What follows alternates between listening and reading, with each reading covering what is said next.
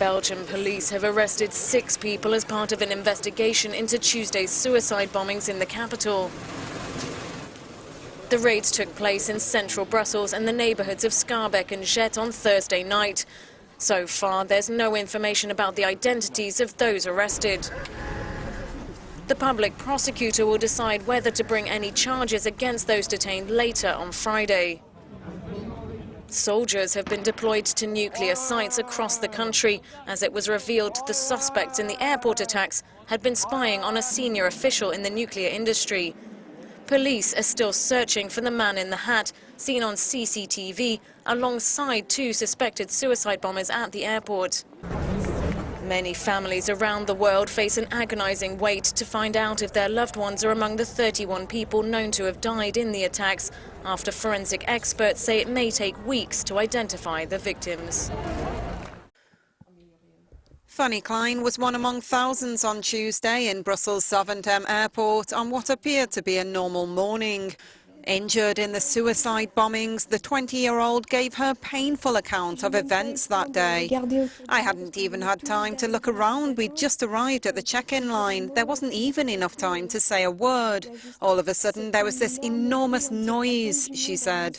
It sounded like the end of the world in 1 second. I found myself on the ground, covered in brown stuff. It smelt of burnt pork. So I got up and got out as fast as possible. Je me suis levée et je suis sortie dehors le plus vite possible.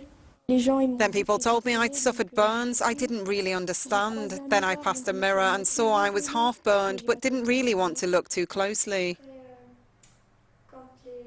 I'm not going to spend my days crying.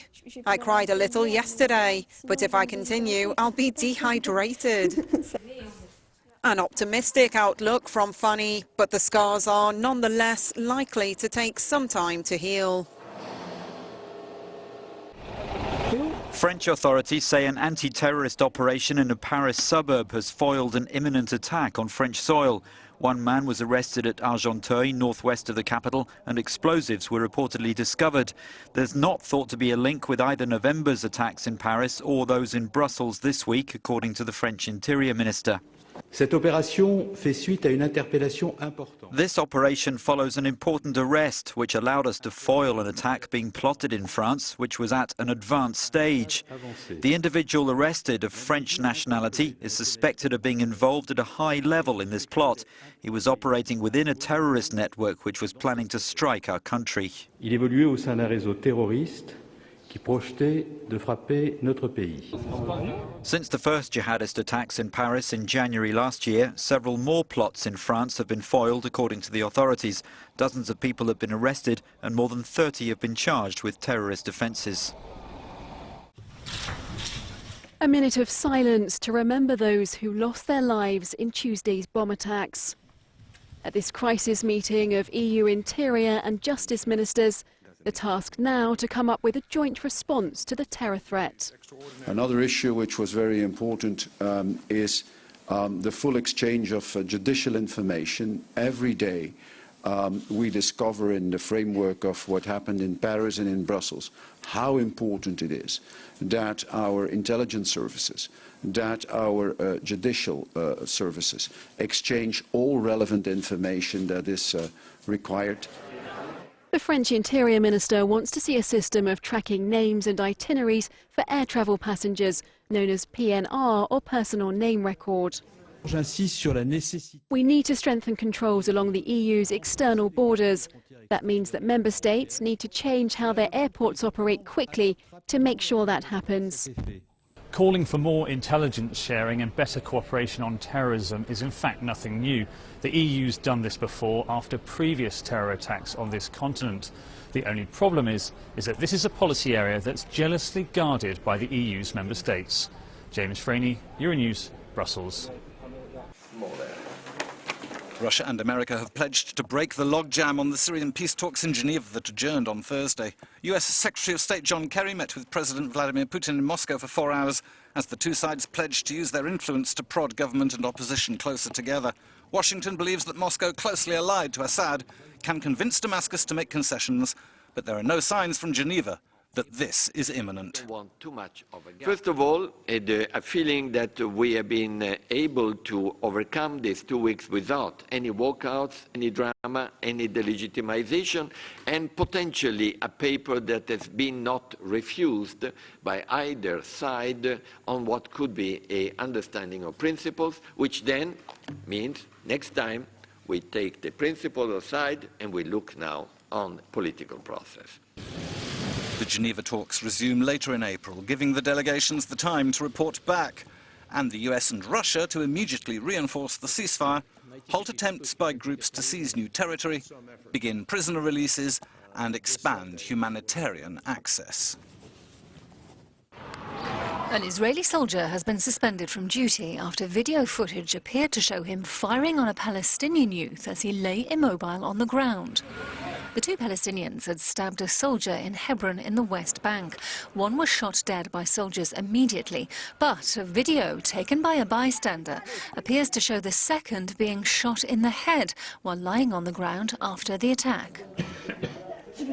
28 Israelis and 2 US citizens have been killed in a period of sustained violence in the West Bank and East Jerusalem since last October. 190 Palestinians have been killed by Israeli forces. The UN, EU and US have urged Israel to defend itself with reasonable force. Israeli military police have launched a criminal investigation.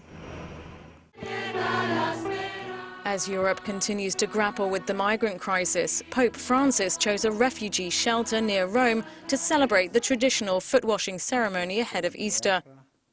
Meeting with Muslims, Hindus and Catholics, it also sent a powerful message of unity in the aftermath of the terror attacks in Brussels, which the pontiff squarely condemned.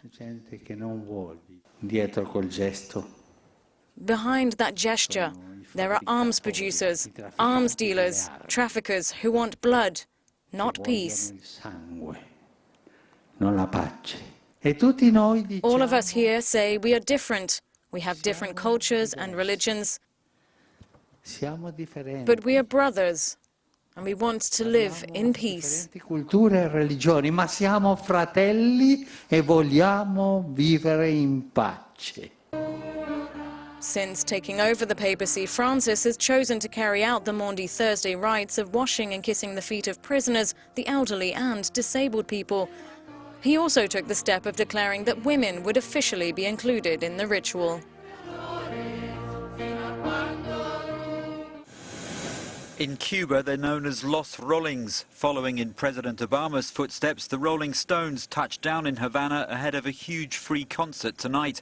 For decades, rock music was denigrated on the communist island as ideological deviation. Now the British band are being officially welcomed. Obviously, something's happened in the last... That's what happens when you ban things.